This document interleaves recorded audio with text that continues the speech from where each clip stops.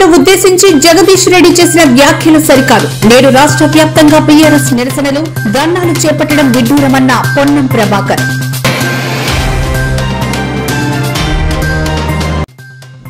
నేడు జనసేన పార్టీ 12వ ఆవిర్భావ దినోత్సవం పిఠాపురం నియోజకవర్గంలో భారీ సభ, సోషల్ మీడియాల ద్వారా శుభాకాంక్షలు తెలిపిన సీఎం చంద్రబాబు.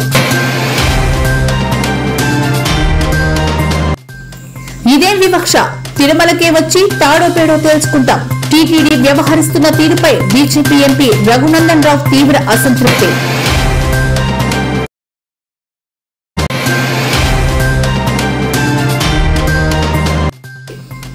పవన్ పై కేఏ పాల్ సెటైర్లు, చర్చిలపై జీవోను వ్యతిరేకిస్తున్నట్లు వెల్లడి.